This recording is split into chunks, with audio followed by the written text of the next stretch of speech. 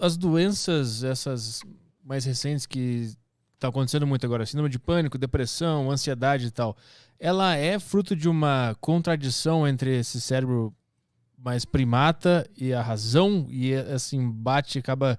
Porque parece que esse cérebro primata não consegue interpretar as coisas que estão acontecendo aqui, e aí sente uma ansiedade por alguma coisa que ele queria te defender lá na caverna, e aí ele sente aqui nesse mundo e tu fica ansioso. Vamos lá. O que acontece? O que é a ansiedade? É você trazer para agora algo que pode acontecer no futuro. É você ampliar para agora algo que possivelmente pode acontecer. Mesmo se esse possivelmente seja 0,1%. Mas quando você potencializa por uma situação não real, aí você fica ansioso. Você entra em depressão. O que é a depressão? Você olha para o futuro e vê que está repetindo o passado. Como já dizia Cazuza, né? Eu vejo o futuro repetir o passado. Eu vejo um museu de grandes novidades. Quer dizer, o que é isso, cara? O depressivo, ele olha para frente e não vê nada de novo além do que ele já viveu. E sendo um passado ruim. Uhum. E a depressão, ela vai cada vez mais se agravando até que muitas vezes a pessoa entra em suicídio, cara. Mas a depressão pro cérebro é um mecanismo de defesa? Não. Não é? É uma falha. Porque a realidade não é aquela. Mas lembra? ele acha que tá se defendendo, Sim, né? É isso que eu quis dizer. Porque tá dentro da cabeça dele. Então vamos lá. Pandemia. Então vamos lá. Lembra que antes da gente entrar no ar, a gente tava falando de São Paulo, não é isso? Uhum. Aí lembra que eu falei lá dos 100, 300 ônibus que que pegou fogo? Uhum. Então vamos lá. Quando eu tô lá sem a mídia, sem a televisão, sem o rádio e tudo mais,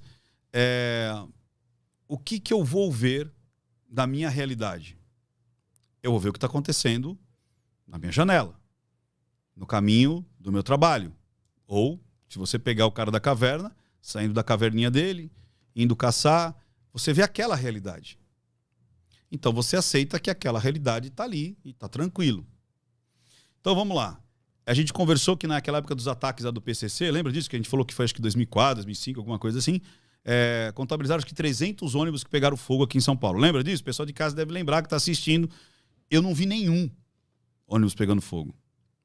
Só que, aí você disse, o pessoal lá em Porto Alegre pensa o quê? Quando chega em São Paulo, alguém vai te arrancar a roupa do corpo. Sim. Não é assim? Uhum. Por quê? Porque a janela que ele vê é a janela dos fatos acontecendo como se fosse muito próximo.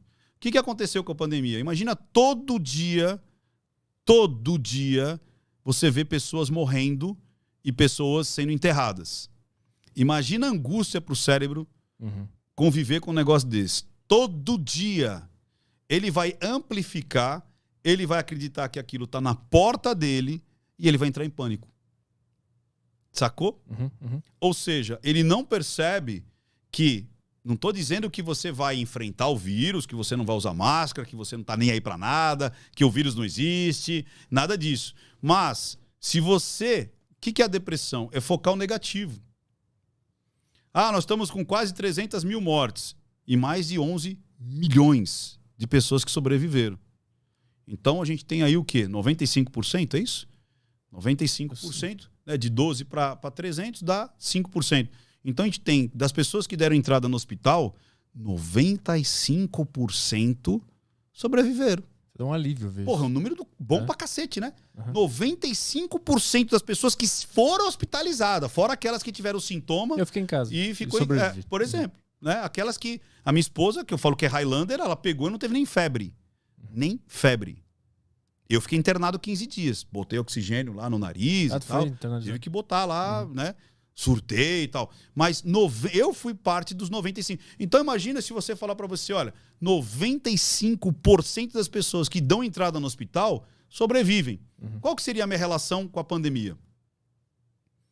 Ser diferente daquela que fala, cara, todo dia eu tô vendo o caixão, todo dia eu tô vendo...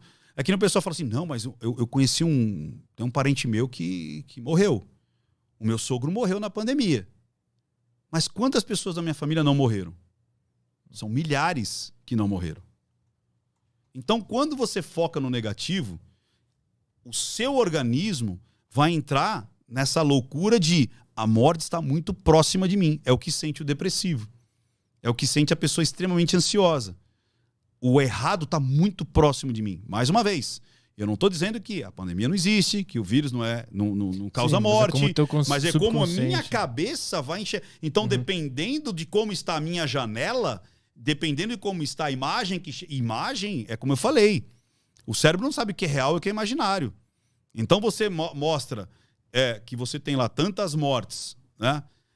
E aquilo parece que está muito próximo de mim, eu posso perder a racionalidade, lembra de novo do cérebro basal?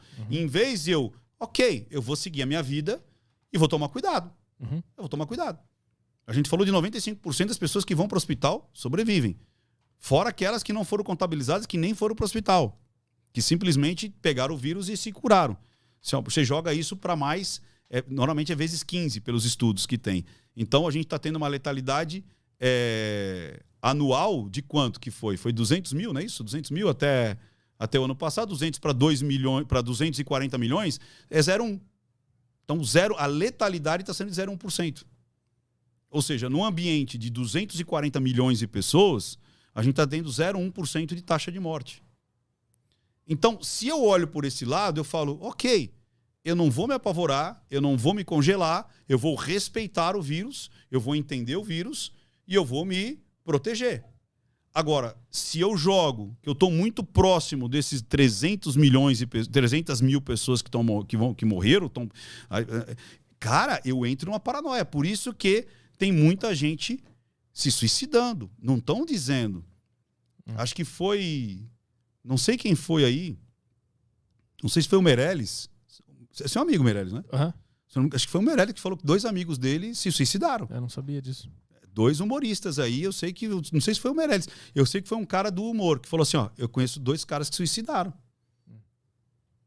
Ninguém vai falar das pessoas que se suicidaram nessa época de pandemia. Que entraram em depressão. Que perderam tudo e destruíram a família inteira. Porque, cara, parar a vida não é só a morte. A depressão para a vida. O estresse para a vida. Adoece. Acaba com a família. E isso tudo começa aqui. É como você vai ver a batalha. Lembra de novo? Quantos atos que aconteceram durante a história da humanidade que mudaram situações completamente perdidas, mudando aqui, cara. Mudando aqui. Então, eu acho... que qualquer coisa... Isso isso a gente tem que ver para a vida, cara. A gente tem que tirar um aprendizado, não só para a pandemia. Isso que eu estou dizendo é para a vida.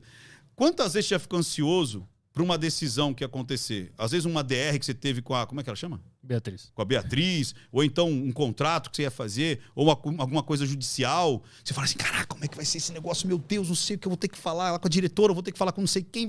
Aí quando aconteceu, você falou, cara, só foi isso. Mas isso é um mecanismo de defesa do cérebro basal. Não, isso é o transtorno. Ou seja, porque o natural seria o quê? O basal, ele só enxerga naquilo que ele vê. Entendeu? Tipo assim, vamos lá, a tartaruga tá lá, né? Aí você põe lá um pedaço de carne pra ela fala, carne. Você tira a carne, ela não vai ficar deprimida porque não tem carne, você entendeu? Não existe mais a carne. Pro réptil, ou seja, pra estrutura mais basal, ele não sente ansiedade. Ele não se deprime porque não tem comida ou porque tem comida. Ele fala, eu tenho que comer, eu tenho que beber. Se você botar uma maçã, ele vai falar assim, nossa, uma maçã. Você tirou a maçã, beleza, não tem maçã. Tá tudo bem. Agora, o ser humano com neocórtex, ele fica lá. Ai, mas será que eu vou morrer? Ai, mas será que o emprego é meu? Ai, será que vão gostar de mim? Falar em público, cara. Eu dou treinamento para falar em público. A maioria das pessoas que não que chegam até mim e falam assim, ai, cara, eu tenho fobia para falar em público. Não tem.